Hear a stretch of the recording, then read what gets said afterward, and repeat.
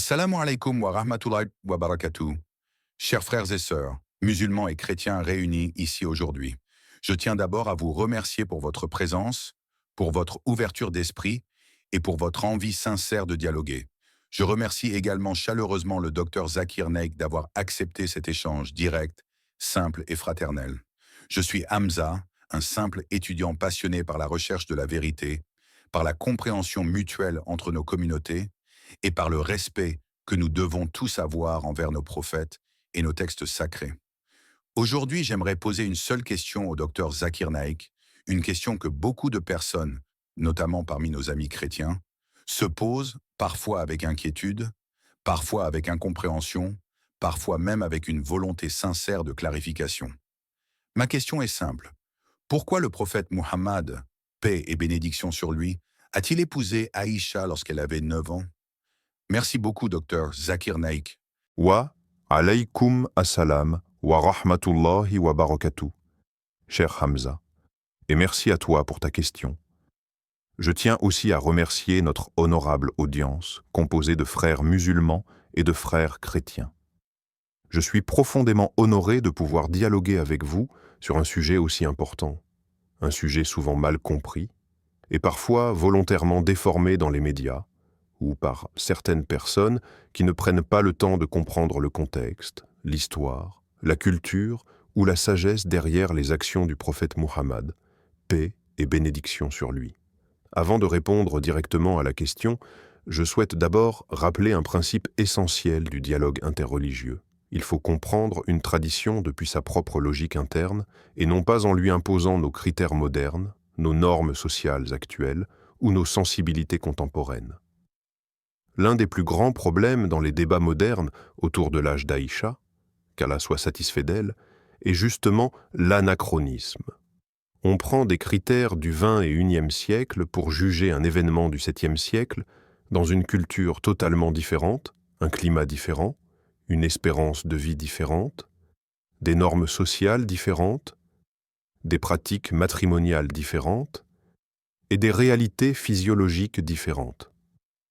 Pour commencer, permettez-moi de vous rappeler quelque chose d'important. L'islam n'a pas initié le mariage précoce. Ce type d'union existait dans de très nombreuses cultures, y compris chez les Juifs, les chrétiens, les hindous, dans l'Europe médiévale et même dans des civilisations très avancées. Il n'y a pas un seul historien sérieux qui ignore que les mariages à l'adolescence, ou même avant, étaient communs, naturels et considérés comme normaux. De très grandes figures religieuses juives et chrétiennes se sont mariées jeunes ou ont épousé des personnes jeunes. Je ne cite pas cela pour rejeter l'attention critique ou pour attaquer une autre religion, absolument pas. Mais pour rappeler que le mariage jeune était la norme universelle, pas une exception islamique. Maintenant, entrons dans le vif du sujet. Le hadith authentique rapporté par Al-Bukhari mentionne que le prophète, paix et bénédiction sur lui, a épousé Aïcha lorsque celle-ci avait 6 ans et qu'elle a rejoint sa maison lorsqu'elle en avait 9. Ce hadith est vrai, authentique, accepté par tous les grands savants, mais encore une fois, ce simple chiffre ne doit pas être isolé de son contexte historique. Permettez-moi donc d'expliquer étape par étape, en m'appuyant sur les sources islamiques, les textes, les hadiths, le Coran, mais aussi la logique, l'histoire et les sciences humaines. Tout d'abord, comment mesurons-nous la maturité dans la tradition islamique? Dans le Coran, Allah dit dans la sourate An-Nisa 4.6 « Éprouvez les orphelins jusqu'à ce qu'ils atteignent l'âge de la puberté ». Ce verset est fondamental, car il fait de la puberté un seuil de responsabilité.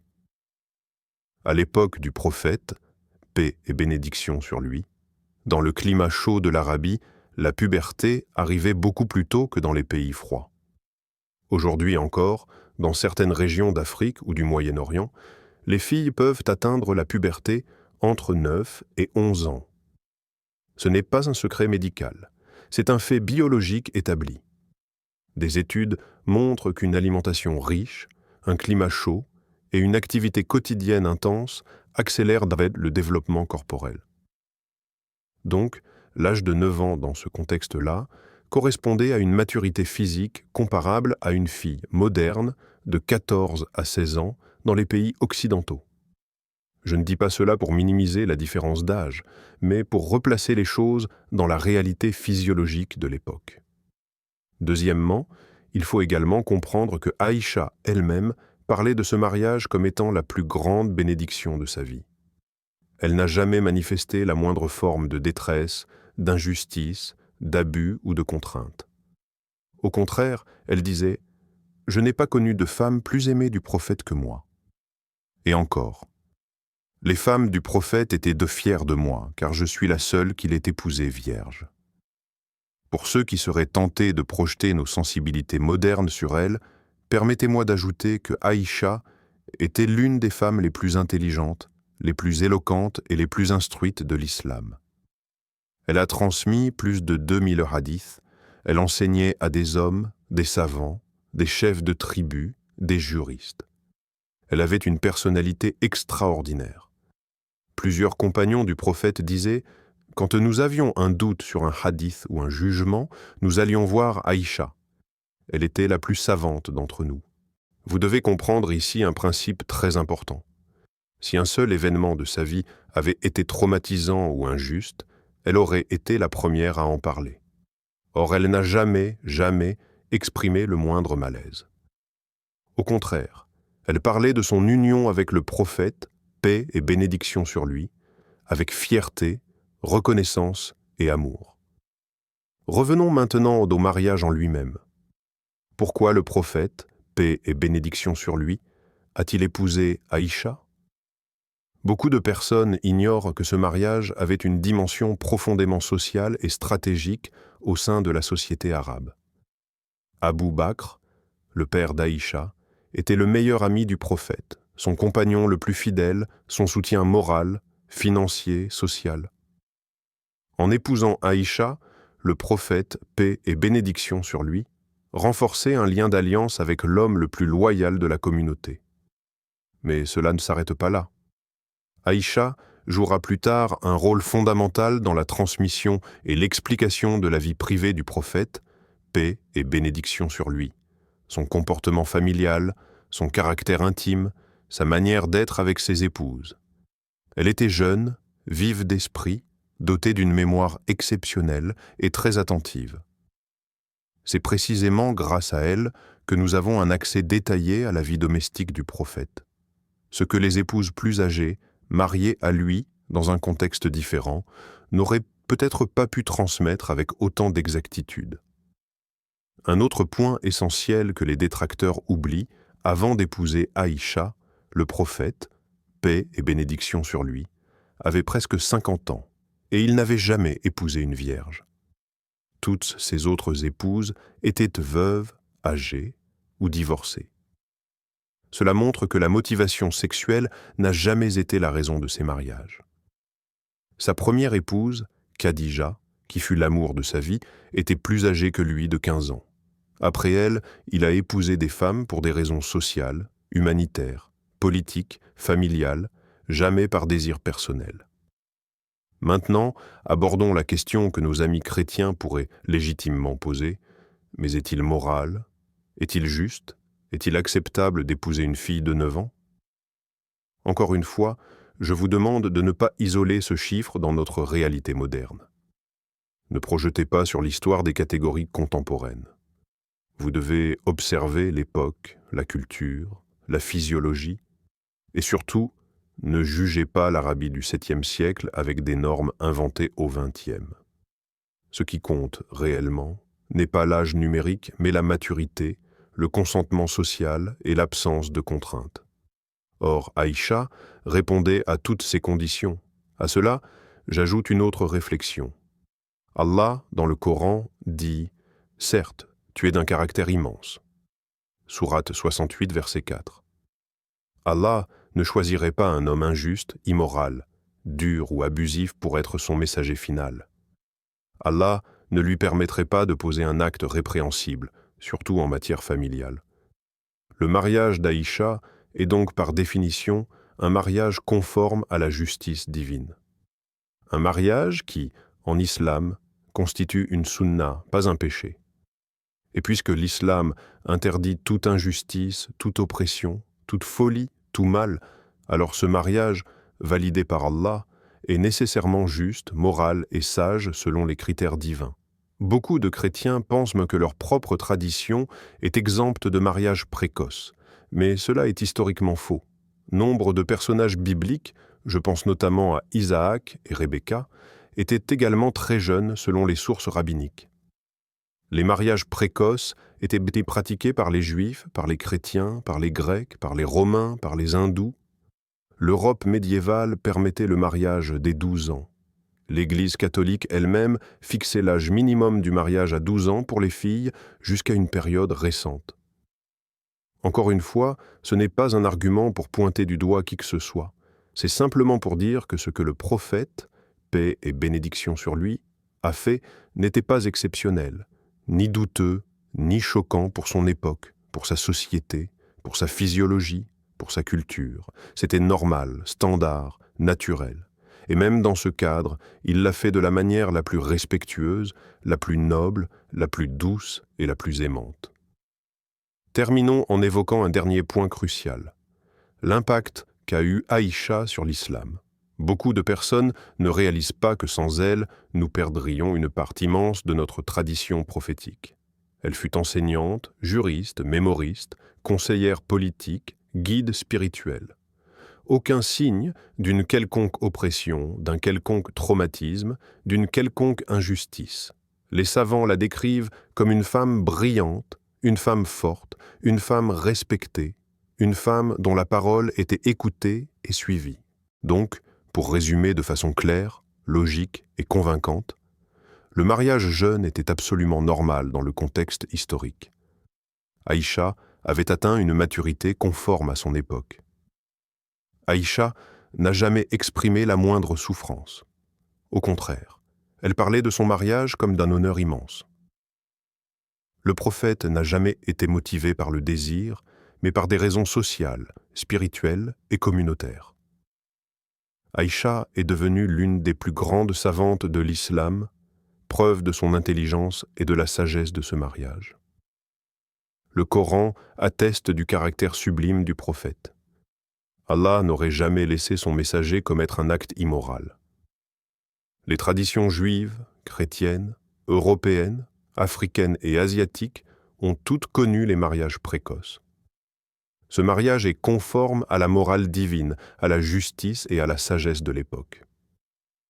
Et voilà, chers frères et sœurs musulmans et chrétiens, ce que j'avais à dire concernant cette question importante, souvent incomprise, souvent utilisée pour attaquer l'islam, mais qui, lorsqu'on la comprend réellement, se révèle profondément cohérente, logique et noble.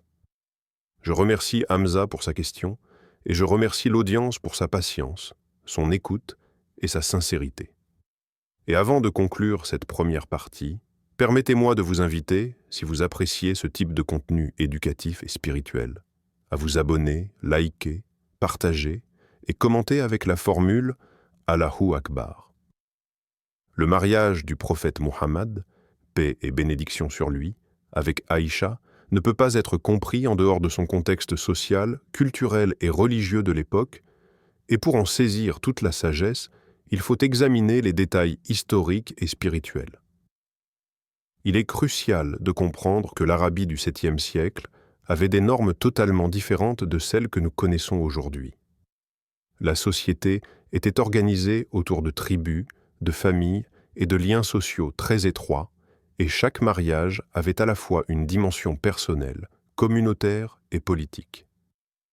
Le mariage d'Aïcha s'inscrivait dans cette logique. Il consolidait non seulement le lien avec Abu Bakr, le père d'Aïcha, et l'un des compagnons les plus proches du prophète, mais il servait également à garantir la protection, l'éducation et le bien-être d'Aïcha, dans un environnement où le mariage constituait un cadre légal et moral sûr pour les femmes. Dans l'Arabie pré-islamique et au début de l'islam, la puberté était un indicateur clé pour déterminer la maturité d'une personne et sa capacité à assumer des responsabilités matrimoniales. La plupart des sociétés antiques considéraient que la puberté marquait la fin de l'enfance et le début de l'âge adulte. Le Coran souligne ce point à plusieurs reprises, notamment lorsqu'il parle de la capacité de discernement des jeunes et de la responsabilité des orphelins à atteindre la maturité avant d'être examinés ou de se voir confier des biens. Dans ce contexte, Aïcha, ayant atteint la puberté, était considérée comme prête pour le mariage selon les normes de l'époque. Ce n'est pas simplement une question d'âge, mais de préparation physique, intellectuelle et émotionnelle. Il est également important de rappeler que le prophète Muhammad, paix et bénédiction sur lui, avait un caractère exceptionnellement respectueux, juste et bienveillant. Tous les hadiths et les témoignages des compagnons confirment qu'il traitait ses épouses avec un profond respect et une grande affection. Dans le cas d'Aïcha, le prophète a veillé à ce qu'elle soit pleinement consentante et protégée, et le mariage n'a jamais impliqué la moindre forme de contrainte ou d'injustice. Au contraire, Aïcha elle-même rapporte qu'elle considérait son mariage comme un honneur et une grande bénédiction. Elle a vécu avec le prophète dans un climat de respect mutuel, d'affection et de confiance. Au-delà du simple mariage, la relation entre le prophète et Aïcha a eu un impact profond sur la transmission des connaissances islamiques. Aïcha est devenue l'une des sources les plus fiables et les plus prolifiques de hadith. Elle a enseigné à des générations de musulmans, hommes et femmes, sur la jurisprudence, l'éthique et la pratique religieuse. Son rôle a été déterminant pour préserver et transmettre la sunna du prophète, car elle a eu accès à sa vie quotidienne, à ses enseignements et à ses interactions avec les autres épouses et compagnons. Sans Aïcha, une grande partie de la compréhension détaillée de la vie du prophète et de ses enseignements n'aurait pas été possible. Cela montre clairement que le mariage avait aussi une dimension éducative et spirituelle. Il est également essentiel de replacer ce mariage dans le cadre des alliances tribales et familiales. À l'époque, les mariages étaient souvent des instruments de consolidation sociale et politique. Le prophète Muhammad, par ce mariage, a renforcé les liens avec Abu Bakr, ce qui a favorisé l'unité de la communauté musulmane naissante. Cela ne doit pas être interprété comme une simple union personnelle, mais comme une décision qui servait un objectif plus large pour la protection, la stabilité et le bien-être de la communauté. De plus, la sagesse divine se manifeste dans la manière dont ce mariage a été vécu et enseigné. Aïcha a grandi dans un environnement où elle a été respectée, instruite et préparée à un rôle de leadership intellectuel et spirituel. Elle a pu observer le prophète dans sa vie quotidienne, comprendre sa manière de traiter autrui et apprendre directement de lui la compassion, la justice, la patience et la dévotion à Allah. Cette expérience a façonné sa capacité à enseigner et à guider les autres. Un autre point que beaucoup de personnes ne saisissent pas est que le prophète Muhammad, paix et bénédiction sur lui, n'avait aucun motif personnel ou égoïste pour ce mariage. Ses autres épouses étaient pour la plupart veuves ou divorcées, et ces unions avaient pour objectif principal le soutien des femmes dans le besoin, la consolidation de liens sociaux ou la diffusion de la guidance divine. Avec Aïcha, il ne s'agissait pas d'un mariage motivé par le désir personnel, mais par la sagesse, la protection et la transmission des enseignements. Cela démontre encore une fois la noblesse de ses intentions et la pureté de ses actions. L'argument basé sur l'âge doit également être nuancé par les différences physiologiques et culturelles. La maturité physique et émotionnelle était atteinte beaucoup plus tôt à cette époque, en raison des conditions climatiques, de l'alimentation et du mode de vie. Aujourd'hui, nous avons des standards différents, des espérances de vie plus longues et des lois adaptées à notre société moderne. Appliquer ces critères à l'Arabie du 7e siècle serait une erreur de raisonnement et une injustice envers le contexte historique et culturel dans lequel ces événements se sont produits.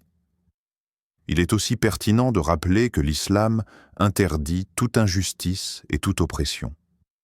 Si un mariage avait été injuste, abusif ou traumatisant, cela aurait été contraire aux principes de l'islam et aux qualités du prophète. La tradition musulmane reconnaît la pureté, la justice et l'intégrité de Muhammad, et il n'aurait jamais commis un acte qui soit moralement répréhensible.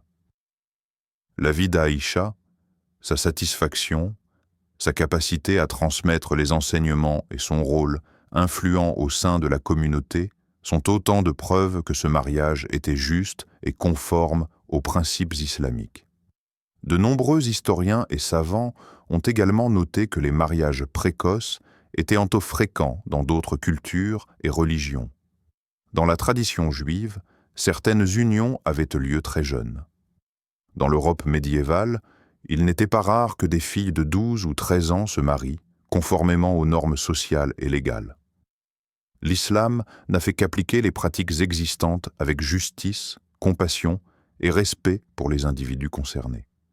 Enfin, il est essentiel de comprendre que ce mariage a permis à Aïcha de jouer un rôle clé dans la préservation et la transmission de la sunna. Elle a transmis des milliers de hadiths, a enseigné à des compagnons et à des générations entières de musulmans, et a été consultée pour des questions de jurisprudence, de morale et de vie quotidienne. Son influence et son autorité intellectuelle sont un témoignage vivant de la sagesse derrière cette union, qui n'était pas motivée par le plaisir ou le pouvoir, mais par la guidance divine et le bien-être de la communauté. Ainsi, lorsque nous examinons la question de l'âge d'Aïcha, il est impératif de considérer l'ensemble du contexte, l'époque, la culture, la physiologie, le consentement, le rôle éducatif et spirituel, ainsi que la justice et la moralité du prophète Muhammad, paix et bénédiction sur lui. Le mariage était conforme aux normes sociales et religieuses de l'époque.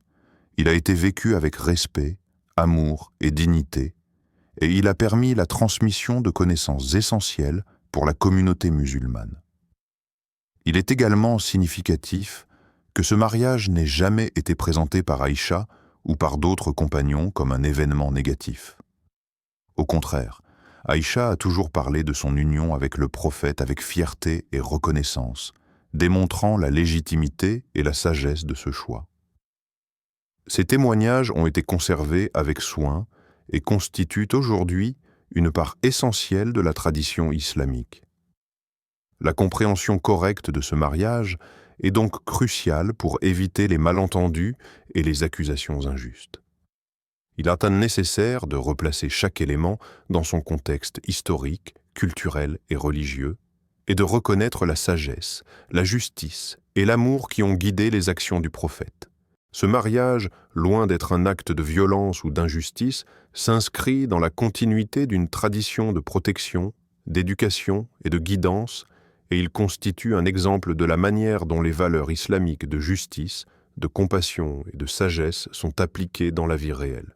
Il faut aussi souligner que la société musulmane naissante bénéficiait grandement de la présence d'Aïcha en tant que source de savoir.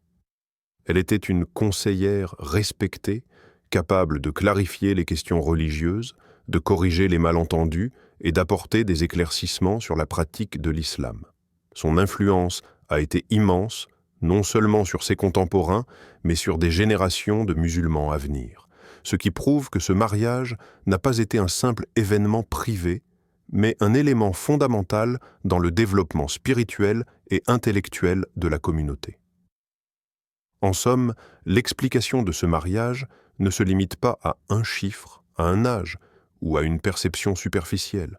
Il s'agit de comprendre une décision profondément ancrée dans la sagesse divine, la justice humaine, la protection des individus et la préservation du savoir. Ce mariage, loin d'être choquant pour ceux qui connaissent le contexte, apparaît comme un acte de guidance, de bienveillance et de préparation d'Aïcha à devenir l'une des figures les plus influentes et respectées de l'islam. L'histoire d'Aïcha et du prophète est un exemple concret de la manière dont les enseignements islamiques, le respect des normes sociales de l'époque, la protection des femmes et la transmission de la connaissance se combinent pour créer une harmonie entre les dimensions personnelles, sociales et spirituelles de la vie.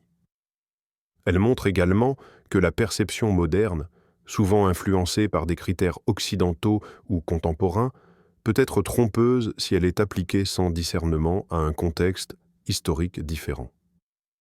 Enfin, l'un des aspects les plus remarquables de ce mariage est la manière dont il a contribué à rapprocher les musulmans de la compréhension de la morale et de l'éthique du prophète. Les actions du prophète étaient toujours guidées par la justice, la compassion et la sagesse divine. Chaque détail de sa vie, y compris ses mariages, doit être examiné à la lumière de ces principes pour en saisir la véritable signification et éviter toute interprétation erronée ou injuste. Le mariage d'Aïcha demeure donc un exemple de la manière dont l'islam protège les individus, respecte la justice et favorise la transmission du savoir et de la guidance divine. Il illustre également comment le prophète Muhammad, paix et bénédiction sur lui, a mis en pratique les principes du Coran et de la Sunna dans sa vie quotidienne, et comment ses actions continuent d'instruire, d'éclairer et d'inspirer les générations musulmanes et les chercheurs de vérité à travers le monde. Merci infiniment, Dr Zakir Naik, pour toutes ces explications détaillées et cette clarté dans vos réponses. Je dois dire que votre manière d'exposer les faits, de replacer les événements dans leur contexte historique et culturel, et de souligner la sagesse et la justice du prophète, paix et bénédiction sur lui, m'a permis de mieux comprendre une question qui, pour beaucoup, semble controversée, mais qui, lorsqu'elle est correctement analysée, révèle une grande profondeur spirituelle et morale. J'apprécie particulièrement la manière dont vous avez expliqué que le mariage d'Aïcha ne doit pas être jugé par des critères modernes, mais selon les normes de son époque, tout en prenant en compte la maturité physique, émotionnelle et intellectuelle, ainsi que le consentement et le respect mutuel qui ont caractérisé cette union.